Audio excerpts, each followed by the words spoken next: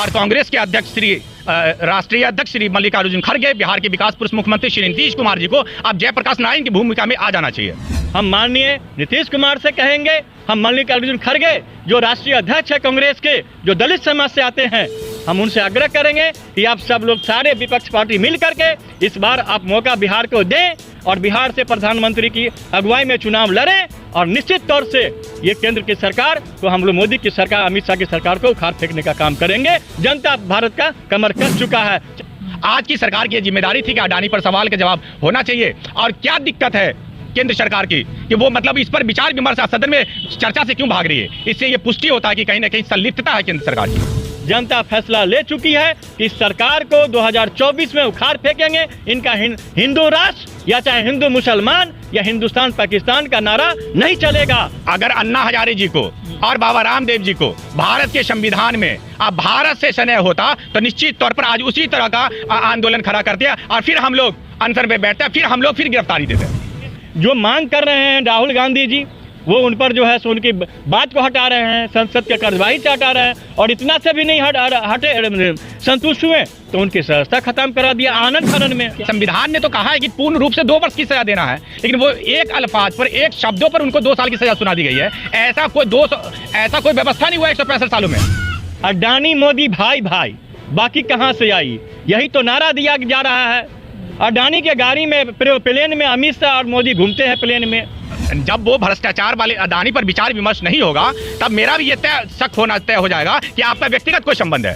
हमने कहा ना कि ये संविधान जो भारतीय संविधान है वो प्रत्यक्ष रूप से दिखावा है और अप्रत्यक्ष रूप से ये जो केंद्र की सरकार है वो नागपुर के संविधान से भारत को चला रहे हैं। देश संविधान से चल रहा है, लेकिन जो लोग आज सत्ता में है वो अप्रत्यक्ष तौर पर संविधान की अवहेलना करने का लगातार प्रयास कर रहे हैं और अवहेलना कर रहे हैं।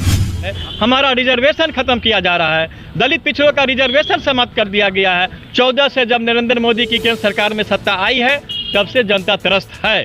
भारत में लोकतंत्र की हत्या की जा रही है पूरी तरह से। मैं मान लेता हूं कि राहुल जी की सारी बात झूठ है, उसके बाद भी तो विश्वास में केंद्र सरकार को लेना होगा ना, अपने देश के नागरिकों को और अपने सदन के सदस्यों को। उनसे क्यों भाग रहे हैं? निश्चित तौर पर पूर्ण रूप से अन्याय है, क्योंकि वो लोकतंत्र, संविधान, मानवता, सामाजिकता, हिंदुस्तान की संस्कृति की बात प्रमुखता से करते हैं, इसलिए उनके साथ अन्याय हुआ है। और हमारा संविधान जो है धर्मनिरपेक्ष है, इसमें हिंदू, मुस्लिम, सिख, ईसाई, जैन, नेपाली सभी का इसमें समावेश है। समावेश करके ये संविधान बनाया गया है। हिंदू राष्ट्र नहीं चलेगा भारत में, ये संप्रभुत्व राष्ट्र है, धर्मनिरपेक्ष राष्ट्र है ये।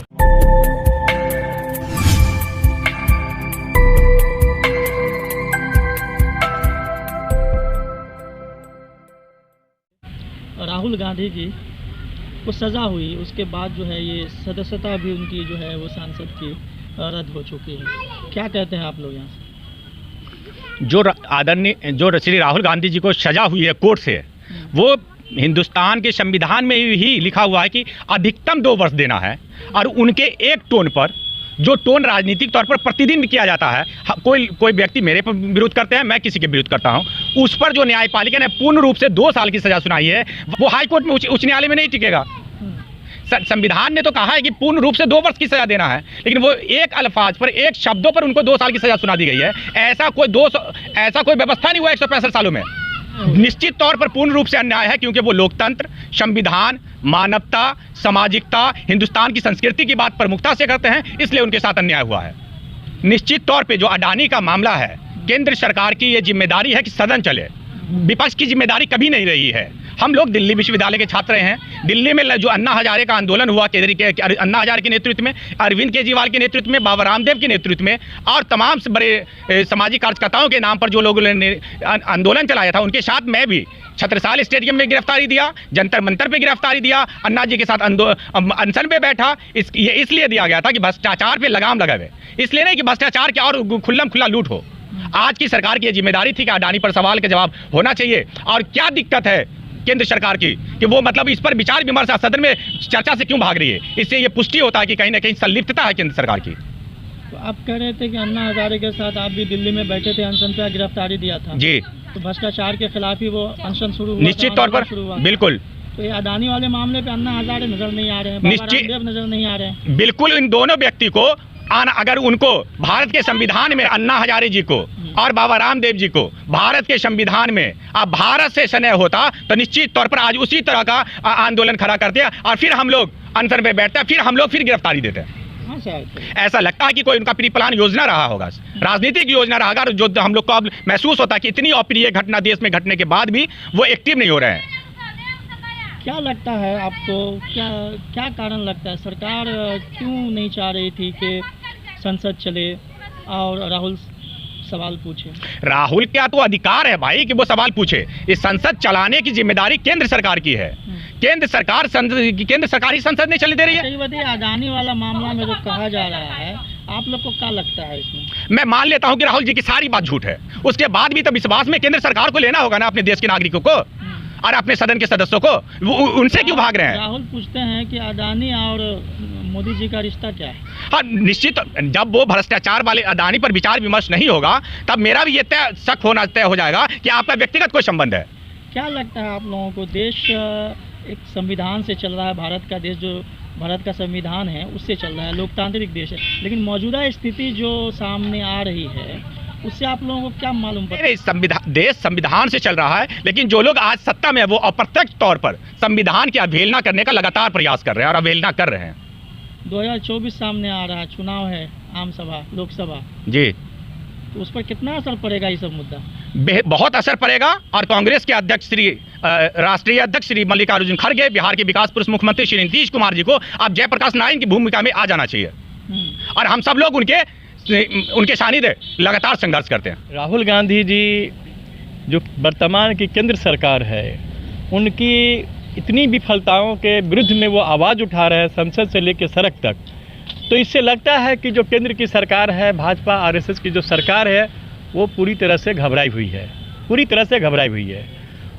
और इस वजह से चूँकि राहुल गांधी जी ने एक आम सभा में एक यह भाषण के दौरान सरकार की भ्रष्टाचार के विरुद्ध में जो मोदी और कई ऐसे लोग, मोदी जो गुजरात से बिलोंग्स करते हैं, जिन्होंने रुपया भारत का, आम जनता का, खजाना का पैसा लूट करके विदेश चला गया, विदेश गया नहीं, उसको भिजवाया गया। इन्होंने नरेंद्र मोदी का नाम और अमित शाह का नाम पहले आता है। इन्होंने इन लोगों को भिजवाया कि तुम देश का पैसा नहीं है, यह आम जनता का पैसा, खजाना खाली लूट करके चले जाओ, हम तुम्हारा कुछ नहीं करेंगे। और उनके विरोध में, भ्रष्टाचार के विरुद्ध में, जब राहुल गांधी जी ने क्या कहता है कि कर्नाटका के एक आम सभा में चुनाव के दौरान अपनी बात को रखे सरकार के विरुद्ध में, केंद्र सरकार के विरुद्ध में, नरेंद्र मोदी की सरकार के विरुद्ध में, तो उन पर जो है सूरत के एक निचली अदालत में उनके खिलाफ एक हेट स्पीच कहा जाए या जो भी हो, उनके खिलाफ मनहानि का केस दायर किया गया सूरत के कोर्ट में, जो गुजरात राज्य में आता है जहां पे भाजपा की सरकार है।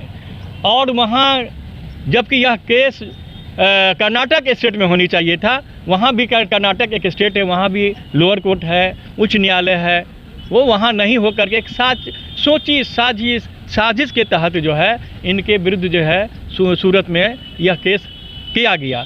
और एक चीज़ मैं सुन रहा था कि पूरे मोदी समाज को इन्होंने बेइज्जत किया।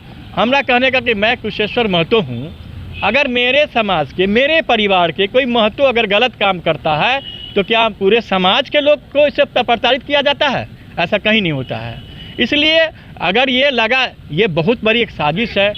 माननीय राहुल गांधी जी हाउस में, लोकसभा में अपनी बात को रख रहे हैं, उनकी बात को लोकसभा के कार्यवाही से अलग किया जा रहा है। जेपी सिंह की मांग कर रहे हैं, जब से हमारा संविधान लागू हुआ, जब से हमारा संसद लोकसभा लागू हुआ देश के अंदर में, तब से जो है जेपीसी कमेटी बनती आ रही है, चाहे किसी की सरकार हो। अगर किसी भ्रष्टाचार के जांच के लिए कोई माननीय सांसद सदस्य किसी भी दल का हो, विपक्ष हो या पक्ष की ओर से हो, अगर वो मांग करते हैं कि पार्लियामेंट्री ज्वाइंट कमेटी गठित हो, जो हमारा संयुक्त लोकसभा समिति गठित हो, इसकी जांच होनी चाहिए, जिसमें विपक्ष से भी रहते हैं, सत्ता पक्ष के भी सांसद लग रहते हैं, राज्यसभा से भी रहते हैं, तो इससे भाग रहे हैं। चूँकि अडानी मोदी भाई भाई, बाकी कहाँ से आई, यही तो नारा दिया जा रहा है। अडानी मोदी भाई भाई, अमित शाह इनके भाई भाई। अडानी के गाड़ी में, प्लेन में अमित शाह और मोदी घूमते हैं प्लेन में, ये कहीं नहीं छुपा हुआ पूरे देश में। तो इनको ये लग रहा है कि हम नहीं जांच करेंगे। जो मांग कर रहे हैं राहुल गांधी जी, वो उन पर जो है सो उनकी बात को हटा रहे हैं, संसद के कार्यवाही से हटा रहे हैं, और इतना से भी नहीं हटे संतुष्ट हुए तो उनकी सदस्यता खत्म करा दिया आनंद फानन में। क्या कहेंगे इसको? कहा जाता है कि भारत में लोकतंत्र है, भारत जो हो रहा है कैसे देखते हैं? भारत में लोकतंत्र की हत्या की जा रही है पूरी तरह से। जो हमारे भारतीय उच्चतम न्यायालय हैं, सुप्रीम कोर्ट जिसको कहा जाता है, या उच्च न्यायालय है, अब उनके न्यायाधीशों को भारत सरकार, केंद्र सरकार के मंत्री अगर इस तरह के दबाव दे और इस तरह की धमकी दे, तो यहाँ पूर्ण रूप से यह लगता है कि भारतीय संविधान पूरी तरह लचर होती जा रही है। भारतीय संविधान में इन केंद्र सरकार के मंत्रियों का और जो इनके सांसद हैं, इनके प्रति बाबा साहब के द्वारा बनाए गए संविधान के प्रति इनका जो है लचर व्यवस्था बनती जा रही है। जो बाबा साहब ने 24 घंटा में 18 घंटा रात दिन जग करके लिखा करते थे संविधान को, उस संविधान के प्रति इन लोगों का अटूट आस्था समाप्त हो रहा है। और हम लोगों का जो अधिकार है, जिन आम जनता को अधिकार, मौलिक अधिकार संविधान के द्वारा बाबा साहब भीमराव अम्बेडकर ने दिया, चाहे वो दलित हो, पिछड़ा हो, अल्पसंख्यक हो, या सवर्ण जो भी लोग हों, या महिलाएं हों, उन संविधान को ये लोग मिट्टी पलीत करना चाहते हैं। और अपना संविधान जो नागपुर से अभी जो देश के अंदर में चल रहा है, हमने कहा ना कि ये संविधान जो भारतीय संविधान है वो प्रत्यक्ष रूप से दिखावा है, और अप्रत्यक्ष रूप से ये जो केंद्र की सरकार है वो नागपुर के संविधान से भारत को चला रहे हैं। ये कहीं से छिपा हुआ नहीं है। अगर नहीं होता तो हमारे संविधान में जो कानून व्यवस्था बनी हुई है, हमारा रिजर्वेशन खत्म किया जा रहा है, दलित पिछड़ों का रिजर्वेशन समाप्त कर दिया गया है। आइए, हमारे संविधान, हमारा जो राष्ट्र है वो सेकुलरिज्म राष्ट्र है, धर्मनिरपेक्ष राज्य है, संप्रभुत्व स्टेट है, ये सोवरेनियन स्टेट है ये। और ये कह रहे हैं कि हम हिंदू, ये कौन बाबा सब आ जाता है देश के अंदर में? एक नया बाबा आया है। अभी तो दरभंगा में भी हिंदू राष्ट्र का बैनर लगा दिया गया जी, भाजपा के जो विधायक है उसका समर्थन करते दिखाई दिए। हाँ, तो मैं क्या कह रहा हूँ कि हिंदू राष्ट्र हमारा भारत है ना, न कभी होगा। ये मेरा पूरा विश्वास है कि हम लोग धर्मनिरपेक्ष राष्ट्र राज्य में विश्वास करते हैं, और हमारा संविधान जो है धर्मनिरपेक्ष है। इसमें हिंदू, मुस्लिम, सिख, ईसाई, जैन, पारसी सभी का इसमें समावेश है। समावेश करके ये संविधान बनाया गया है। 2024 चुनाव में जी क्या जनता किस तरफ रुख रहेगा जनता का? ये सरकार रहेगी या जाएगी? देखिए, इस देश के अंदर में 14 से जब नरेंद्र मोदी की केंद्र सरकार में सत्ता आई है, तब से जनता त्रस्त है। और त्रस्त इस तरह से है, इन्होंने घोषणा किया था कि हम सत्ता में आएंगे तो 2 करोड़ युवाओं को नौकरी देंगे, भ्रष्टाचार मिटाएंगे, 15 लाख रुपया हर जनता के खाते में जाएगा। लेकिन आज तक 15 नया पैसा नहीं गया। भ्रष्टाचार चरम सीमा पर चला गया। अडानी के पास एक state bank, Canada bank, central bank का इन्होंने 12,000 करोड़ रुपया, इन्होंने LIC का 12,000 करोड़ रुपया का चूना लगा दिया। 81,000 करोड़ का कारपोरेट घर के क्षेत्र में इन्होंने लगा दिया भारत का। ये आम जनता का पैसा है। लोग महंगाई से त्रस्त हो रहा है। और आपने कहा, मैं कुछ बता रहा हूँ, स्मृति ईरानी इनके सरकार में बनने से पहले इन्होंने माननीय मनमोहन सिंह की सरकार के खिलाफ में रोड पर और उनके यहाँ चूड़ी भेजने का काम किया था गैस सिलेंडर की महंगाई पर। और उस समय में 400 रुपये, 350 पौने 400 रुपये हम लोग गैस सिलेंडर लेते थे। लेकिन आज के डेट में भारत की जनता 1200, 1150 रुपये गैस सिलेंडर खरीद रहा है, जो कितनी महंगा हो गए, 3 गुना महंगाई हो गई। इसका असर जनता ने फैसला ले रहा है। जनता फैसला ले चुकी है कि सरकार को 2024 में उखाड़ फेंकेंगे। इनका हिंदू राष्ट्र या चाहे हिंदू मुसलमान या हिंदुस्तान पाकिस्तान का नारा नहीं चलेगा। इनका नारा बिल्कुल फेल हो जाएगा 24 में। और जितनी हमारी पार्टियां हैं, हम तो मांग करते हैं कि भारत में, हमारा बिहार से आज़ादी में आज तक कोई भी हमारा प्रधानमंत्री के रूप में नेतृत्व नहीं किया भारत का। हम माननीय नीतीश कुमार से कहेंगे, हम मल्लिकार्जुन खड़गे जो राष्ट्रीय अध्यक्ष है कांग्रेस के, जो दलित समाज से आते हैं, हम उनसे आग्रह करेंगे कि आप सब लोग, सारे विपक्ष पार्टी मिल करके इस बार आप मौका बिहार को दें और बिहार से प्रधानमंत्री की अगुवाई में चुनाव लड़ें। और निश्चित तौर से ये केंद्र की सरकार को, हम लोग मोदी की सरकार, अमित शाह की सरकार को उखाड़ फेंकने का काम करेंगे। जनता भारत का कमर कस चुका है, चाहे जितना छलावा कर सके। ये हिंदू राष्ट्र नहीं चलेगा भारत में। ये संप्रभुत्व राष्ट्र है, धर्मनिरपेक्ष राष्ट्र है ये। इस वीडियो को लाइक करें, हमारे चैनल को सब्सक्राइब करें और बेल आइकन जरूर प्रेस करें